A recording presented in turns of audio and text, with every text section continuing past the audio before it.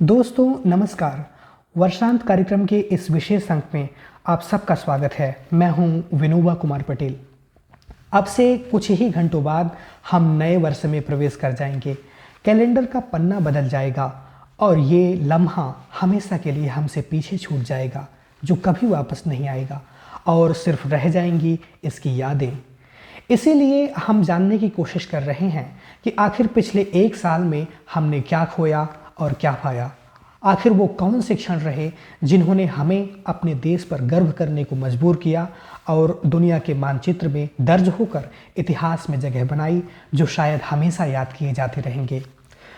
दोस्तों, वर्ष 2024 में जमी से लेकर आसमां तक भारतीय खिलाड़ियों, वैज्ञानिकों, कारोबारियों एवं कलाकारों ने दुनिया भर में परचम लहराया है। भारतीय खिलाड़ियों ने क्रिकेट से लेकर ओलंपिक एवं विशेष पैरा ओलंपिक खेलों में खूब धमाल मचाया। भारत ने पेरिस ओलंपिक खेलों में 1 रजत तथा 5 कांस्य पदकों के साथ अपनी भागीदारी प्रस्तुत करते हुए शानदार जीत दर्ज की। इस उपलब्धि में निशानेबाजी की अहम भूमिका रही, जिसमें एथलीट मनु भाकड़, सर्वजोत सिंह और स्वप्निल कुशाले ने 3 कांस्य पदक जीते। इसके अलावा नीरज चोपड़ा ने भाला फेंक में रजत पदक जीता, जबकि अमन सहरावत ने कुश्ती में कांस्य पदक अपने नाम किया। तो वहीं भारतीय हॉकी टीम ने अपना कांस्य पदक बरकरार रखा। दोस्तों, 28 अगस्त से 8 सितंबर के बीच पेरिस में आयोजित विशेष पैरा ओलंपिक खेलों में विशेष दिव्यांग खिलाड़ियों ने अपने अब तक के सबसे बड़े दल के साथ इतिहास रच दिया।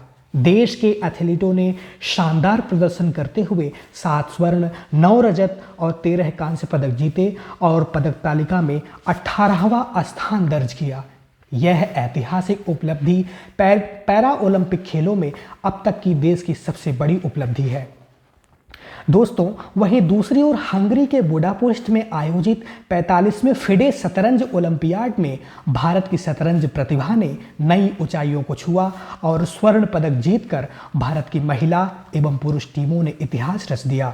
मुकेश डी, अर्जुन एरिगेसी और विदित गुजराती वाली पुरुष टीम ने शानदार प्रदर्शन करते हुए 11 में से 10 मैच जीते और अंतिम राउंड में स्लोवेनिया को हराकर अपना खिताब अपने नाम किया।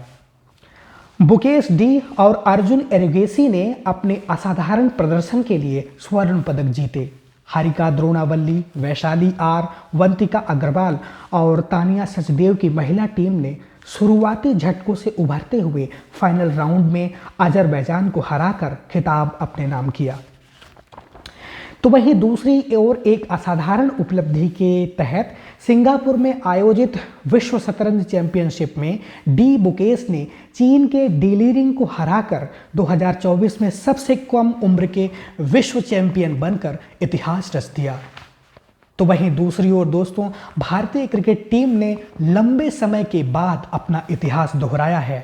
30 जून को रोहित शर्मा की कप्तानी में T20 विश्व कप के फाइनल मुकाबले में बारबाडोस में दक्षिण अफ्रीका को 7 रन से हराकर लंबे समय के बाद कप के सूखे को समाप्त किया। खेलों के साथ ही भारतीय विज्ञान जगत ने भी नई ऊंचाइयों को छूने में कोई कसर नहीं छोड़ी है। भारत ने अंतरिक्ष अनुसंधान में राष्ट्र की उपलब्धियों की याद में 23 अगस्त को अपना पहला राष्ट्रीय अंतरिक्ष दिवस मनाया। तो वहीं दूसरी ओर केंद्रीय मंत्रिमंडल ने सितंबर 2024 में ही चंद्रयान 4 मिशन को मंजूरी दे दी, जिसका लक्ष्य चंद्रमा से नमूना वापस लाना है। दोस्तों, इसी साल वैश्विक अनुसंधान सूचकांक में 133 अर्थव्यवस्थाओं में भारत 39वें स्थान पर रहा। दोस्तों, इसरो ने 2024 की शुरुआत से ही सफलता के साथ शुरुआत की थी। 2000 जनवरी में इसरो ने रीयूजेबल लॉन्च व्हीकल तकनीकी प्रक्षेपण यान का सफल परीक्षण किया। दोस्तों, ब्लैक होल की जानकारी जुटाने के लिए भारत ने एक्सपोसेट नाम के उपग्रह का प्रक्षेपण सफलतापूर्वक इसी वर्ष 2024 में ही किया। इतना ही नहीं, भारतीय अंतरिक्ष अनुसंधान संगठन इसरो ने यूरोपीय स्पेस एजेंसी के प्रोवासेट 3 मिशन को भी लॉन्च किया। दोस्तों, 30 नवंबर से 3 दिसंबर के मध्य भारतीय अंतर्राष्ट्रीय विज्ञान महोत्सव का आयोजन IIT गुवाहाटी में सफलतापूर्वक संपन्न हुआ। विज्ञान के बाद अब बात बॉलीवुड की। जहां स्त्री 2 से लेकर भूल भुलैया 3 ने न सिर्फ दर्शकों का दिल जीता बल्कि बॉक्स ऑफिस में खूब धमाल मचाते हुए उम्मीद से ज्यादा कमाई की। महज 100 करोड़ की लागत से निर्मित हॉरर कॉमेडी फिल्म स्त्री 2 भारत में 740 करोड़ रुपए कमाकर वर्ष 2024 की सबसे बड़ी फिल्म बन गई है। इतना ही नहीं, इस फिल्म ने दुनिया भर से 874 करोड़ से ज्यादा का मुनाफा कमाया। 150 करोड़ से निर्मित भूल भुलैया का तीसरा चरण दर्शकों के सामने आया, जिसमें विद्या बालन और माधुरी दीक्षित नजर आईं। इस फिल्म ने दुनिया भर से 417 करोड़ से ज़्यादा की कमाई की, जिसमें 328 करोड़ का योगदान इंडियन बॉक्स ऑफिस का रहा। इधर रोहित शेट्टी की पुलिस यूनिवर्स सिंघम अगेन अपनी लाज बचा पाने में कामयाब रही। इस फिल्म को बनाने के लिए 300 करोड़ रुपए खर्च हुए तो वापसी में 389 करोड़ ही हासिल हो सके। दूसरी तरफ ऋतिक रोशन और दीपिका पादुकोण वाली फाइटर 225 करोड़ की लागत से बनाई गई तो 344 करोड़ वसूलने में कामयाब रही। पैसा वसूलने के क्रम में Yamini Gautam starrer film article 370 जो महज 35 करोड़ में बनी थी, 110 करोड़ वापस करवा पाने में कामयाब रही। दोस्तों, वर्ष 2024 उतार चढ़ाव वाला वर्ष रहा है, जिसने हमें अनेक अवसरों पर गर्व करने का मौका दिया, तो वहीं साल भर में कई गम भी दिए। इस वर्ष कला, संगीत और राजनीति के क्षेत्रों को गहरा धक्का लगा, जब कई लोग हमें हमेशा के लिए अलविदा कह गए। किंतु कला, संगीत और राजनीति के क्षेत्रों में उनके द्वारा दिए गए योगदान को समाज हमेशा याद रखेगा। उद्योगपति रतन टाटा से लेकर स्वर कोकिला शारदा सिन्हा, निर्देशक श्याम बेनेगल, पंकज उदास और डॉक्टर जाकिर हुसैन के साथ पूर्व प्रधानमंत्री डॉक्टर मनमोहन सिंह जैसी कई हस्तियां हमें हमेशा के लिए अलविदा कह गईं। प्रसिद्ध फिल्म निर्माता और पटकथा लेखक श्याम बेनेगल समानांतर सिनेमा में अपने अग्रिम योगदान के लिए जाने जाते थे। उनका जन्म 14 दिसंबर सन 1934 को हुआ था और 23 दिसंबर को उनका 90 वर्ष की आयु में निधन हो गया। वे विचार उत्तेजक फिल्म बनाने के लिए जाने जाते थे, जो सामाजिक, राजनीतिक एवं सांस्कृतिक यथार्थ को प्रस्तुत करती थीं। उनकी चर्चित कृतियों में अंकुर, मंथन एवं निशांत शामिल थी। उनके शानदार कैरियर के दौरान उन्हें पद्म भूषण सहित कई राष्ट्रीय फिल्म फेयर पुरस्कारों से सम्मानित किया गया, जिसकी वजह से भारतीय सिनेमा में उनकी विरासत मजबूत हुई। ऐसी महान प्रतिभा को हमारी भावभीनी श्रद्धांजलि।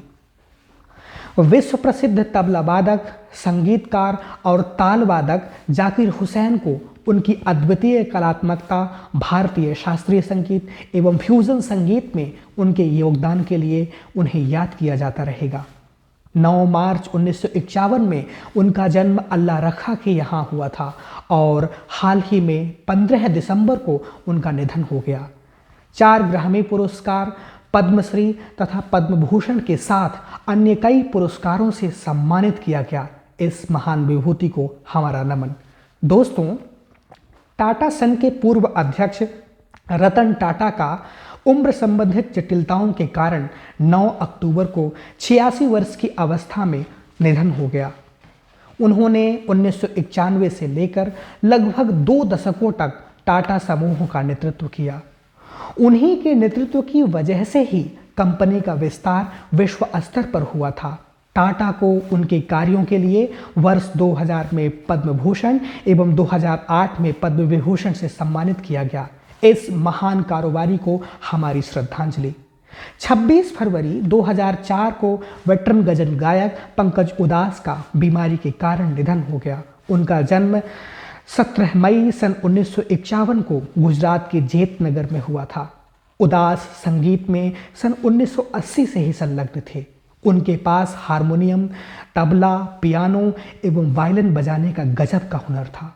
उन्होंने टी सीरीज एवं EMI के साथ डटकर काम किया। वर्ष 2006 में उन्हें पद्मश्री से सम्मानित किया गया। ऐसी महान विभूति को हमारा नमन।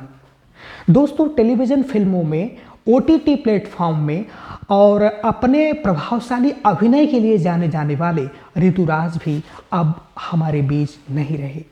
20 फरवरी को 59 वर्ष की आयु में उनका निधन हो गया।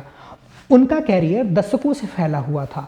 उन्हें बनेगी अपनी बात और हिटलर दीदी जैसे लोकप्रिय टेलीविज़न धारावाहिक से लोगों के बीच पहचान मिली थी।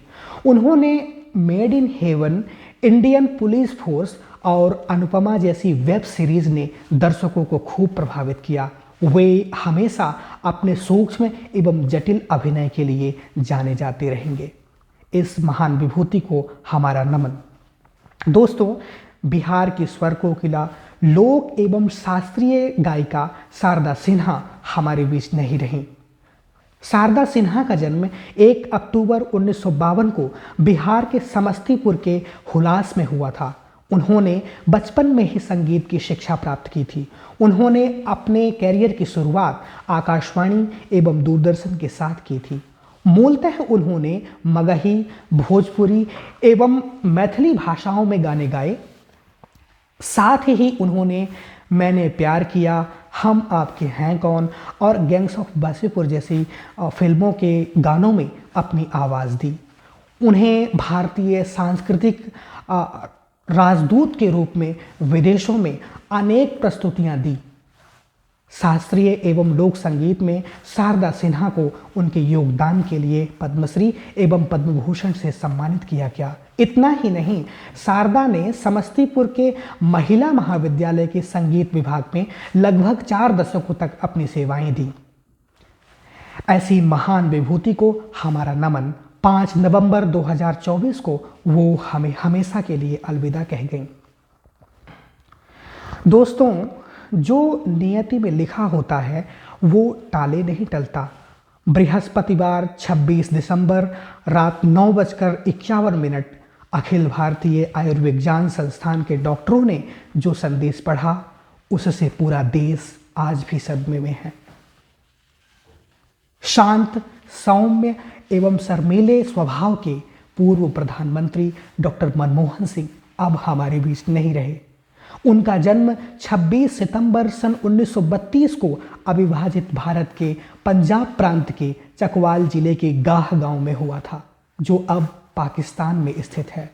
उनकी आरंभिक शिक्षा गांव के ही प्राथमिक विद्यालय में हुई थी। आज़ादी के बाद उनका परिवार भारत आ गया और वो अमृतसर में रहने लगे।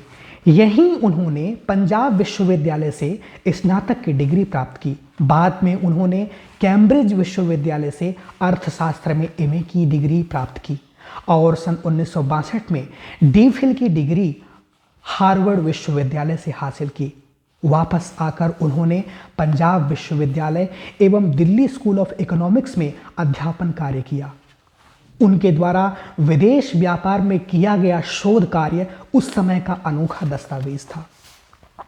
दोस्तों, यही वजह रही कि डॉक्टर सिंह को 1971 में वाणिज्य मंत्रालय में सलाहकार एवं 1972 में वित्त मंत्रालय में मुख्य सलाहकार के पद पर नियुक्त किया गया। वे 1982 से 1985 तक भारतीय रिजर्व बैंक के गवर्नर के पद पर आसीन हुए। तत्पश्चात 5 वर्षों के लिए उन्हें 1990 तक योजना आयोग का उपाध्यक्ष भी नियुक्त किया गया। इससे पहले 1980 से 82 तक वे आयोग में सदस्य भी रहे। उन्होंने कुछ समय के लिए विश्वविद्यालय अनुदान आयोग के अध्यक्ष एवं प्रधानमंत्री के आर्थिक सलाहकार के रूप में भी काम किया। डॉक्टर मनमोहन सिंह उदारीकरण, मुक्त व्यापार एवं लाइसेंस राज की मुक्ति के लिए हमेशा जाने जाते रहेंगे। सन 1991 में नरसिंह राव की सरकार ने उन्हें वित्त मंत्री का कार्यभार सौंपा। तत्पश्चात 22 मई 2004 से 26 मई 2014 तक लगातार 2 बार देश के प्रधानमंत्री रहे। दोस्तों, डॉक्टर सिंह अत्यधिक शांत एवं शर्मीले स्वभाव के व्यक्ति थे। उन पर किताब लिखने वाले उनके प्रेस सचिव रहे संजय बारू बताते हैं कि जब ब्रिटेन के प्रधानमंत्री गॉर्डन ब्राउन और चीनी नेता हू चिंताओ का दौरा होता था तब ऐसा लगता था कि उनके बीच बातचीत का सिलसिला ही नहीं आरंभ हो पाएगा, क्योंकि ये दोनों नेता भी डॉक्टर सिंह की ही तरह कम बातूनी व शांत स्वभाव के थे। डॉक्टर सिंह ताउम्र गरीबों, पिछड़ों एवं आम जनमानस के लिए काम करते रहे। सूचना का अधिकार, सबके लिए अनिवार्य शिक्षा का अधिकार एवं सबके लिए मुक्त भोजन का अधिकार डॉक्टर सिंह की ही देन थी। आपको बता दें कि सन 2004 से पहले मेरे जैसे वो लोग जो देख नहीं सकते हैं, उन्हें भारतीय प्रशासनिक सेवा की परीक्षा में शामिल होने का अधिकार नहीं था। उनके हस्तक्षेप से ही दृष्टिबाधितों के लिए यह व्यवस्था बहाल हो सकी। बहरहाल दोस्तों, आज के अंक में बस इतना ही, क्योंकि नया वर्ष आपकी दहलीज पर दस्तक दे चुका है। आप इसका स्वागत कीजिए। हमें देखने के लिए बहुत शुक्रिया। धन्यवाद।